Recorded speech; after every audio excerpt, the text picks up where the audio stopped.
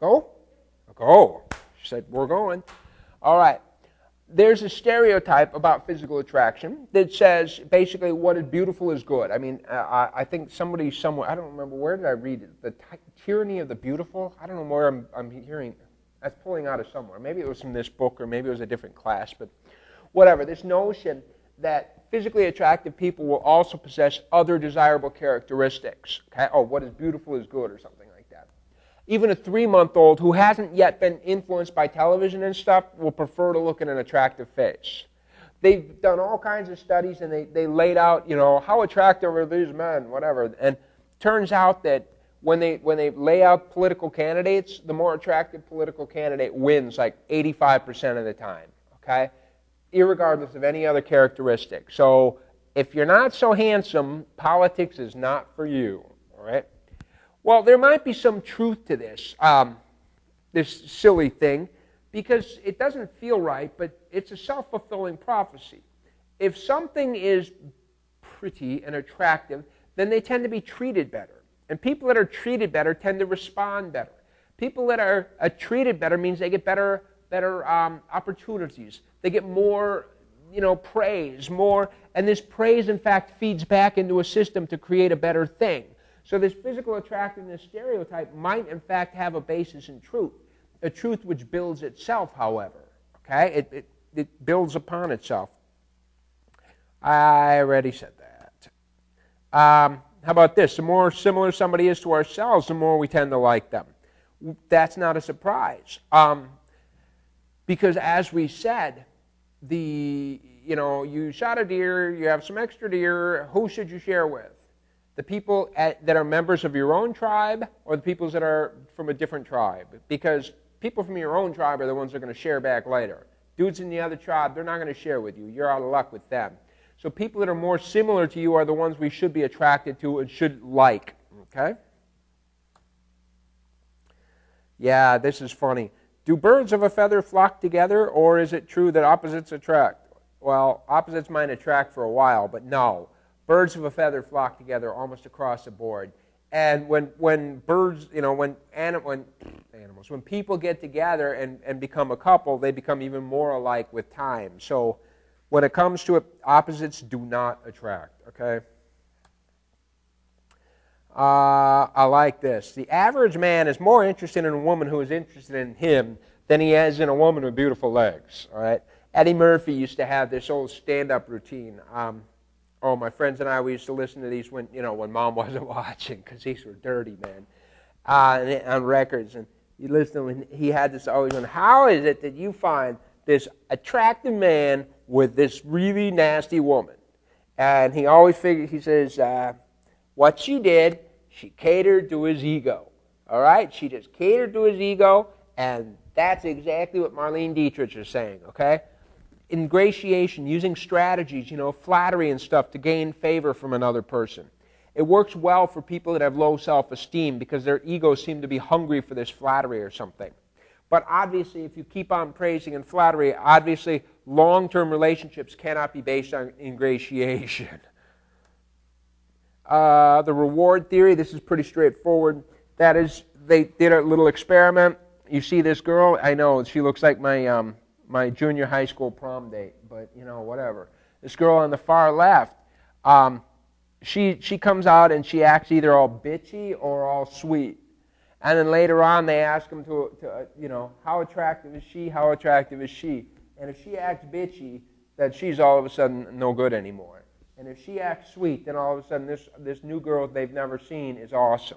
So clearly, the more similar two things are, the more one will rub off on the other.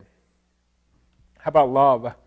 Romantic love. Oh, very sweet. I don't know about this. I'll just read this one. Romantic love, an evolutionary adaptation to ensure that human children who have the longest period of dependence of any species had adequate resources and protection in the ancestral environment. Yeah, whatever. 89% of subsistence cultures report having this, but it seems like the other 11 probably have romantic love as well. They just didn't ask the right questions or something. So even though there's this universal feeling of romantic love, the idea of using romantic love as a basis for marriage is truly strange. It's just not the way the world is. In most places around the world, arranged marriages are the most common, okay? Very, very common. I think I come back to that in a couple minutes. How about this, marrying mom? I don't know. The new study suggests that we prefer mates who resemble our opposite-sex parent. Oh my goodness, that's creepy. So we find that there's a correlation between my wife and my mother, or a correlation between my wife's father and me. I don't know. Since my wife is Asian, that sort of screws up this hypothesis extremely, right? But what a thought. The idea, though, is this is like imprinting, sort of. Sexual imprinting is what they're calling it. Imprinting. That is, from an early stage, from an early age, we are drawn to a particular characteristic, like a salmon imprints on its home stream, and then later on in life, they come back to that home stream and they find that home stream. That's the same type of imprinting that they're referring to here. I don't know if this has got any truth or not, but it's cute. No. Marriage. Ooh, what is marriage? This is interesting. Here's some different thoughts. You know, different cultures, different men and women can do different things, and men tend to be more free to do things than women. Let's say in some cultures, parents choose a partner and the individual cannot object. The parents just say, that's it. This is going to be your wife. This is going to be your husband.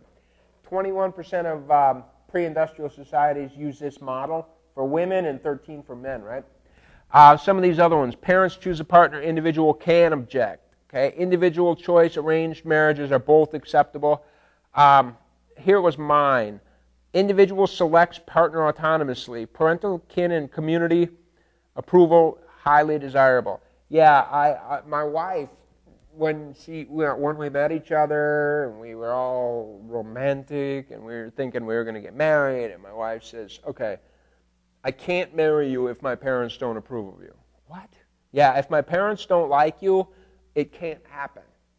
Oh, so my mother-in-law had to make a trip. We were living in New York, and my mother-in-law had to make a trip to New York to meet me just to make sure that I was good enough for their family. I mean, it was cheaper than me and my wife, me and my girlfriend, both flying to Korea at that time. It was cheaper just to get her mother here. And so I had to work really, really hard, you know. I had to learn how to use chopsticks. I had to say a couple of phrases in Korean, you know. Oh, pickle paw, oh, magupseyo, all kinds of these stupid phrases. And by the way, when it comes to an old Korean mother, all you got to do is learn about food. You got to say, I'm hungry, give me more food, I love your food. Yeah, you say those couple of words and they'll love you forever, okay? And use chopsticks. And I got those. To be totally honest, though, my marriage would have probably never happened, would have probably collapsed if I wasn't a PhD student that was on his way to becoming a professor. Because in the Korean culture, a professor is the #1 prestige occupation. Nothing. I mean, a doctor, a lawyer, none of these things come close. CEO, no. Professor is the #1 occupation in prestige. And boy, oh boy, you want to talk about what my marriage did for her family standing in the social community? It put them into a new level. Okay? And so, yes, they approved of me. Had I been the same guy, but I drove a truck for a living, they would have said no. It's pretty straightforward. Other types of marriage, like cousin marriage, in our culture, it's, I don't know if it's illegal. It depends, I guess, on how you define it, but it's at least creepy, right? But in some cultures, it's the preferred way. The preferred way, and in fact, I like this. Cousins, there are different types of cousins. There are cross cousins and parallel cousins. And in most societies, a parallel cousin cannot be married. You cannot marry a parallel cousin, but cross cousin is the ideal mate. A parallel, and it's kind of funky to us to think about this distinction because it seems exactly the same to us, but so many cultures do make this distinction that maybe it is us that's weird for not noticing it.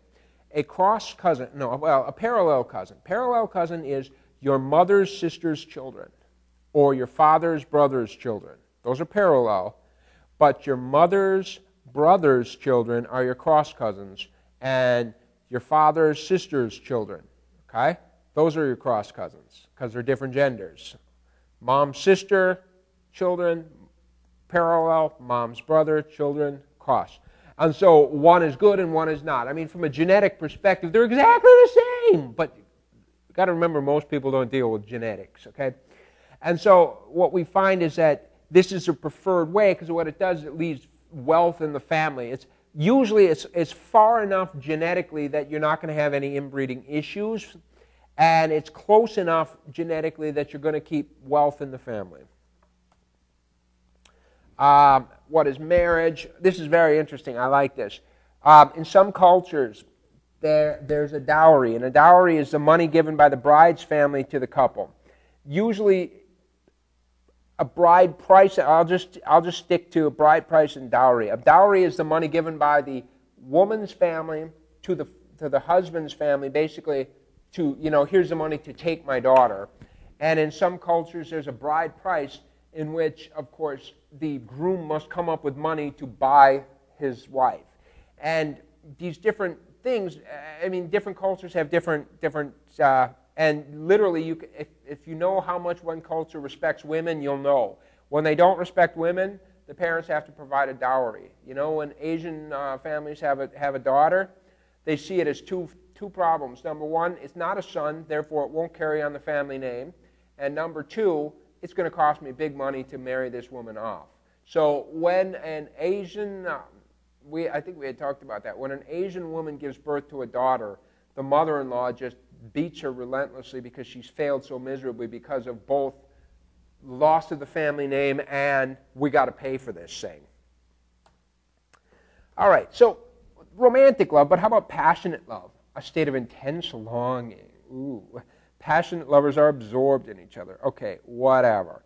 Passionate love, in fact, is when people, they took people that were in passionate relationships and then they had them imagine each other vividly and and it turned out that their pleasure centers were active when they thought about each other. So passionate love is the same as pleasure in the brain. No, I'm going to not do that. How about companionate love? Companionate love is very interesting. In fact, you know what? I think I'm going to do this. I'm going to pause right now. I'm going to stop right here and come back. Okay, stopped it.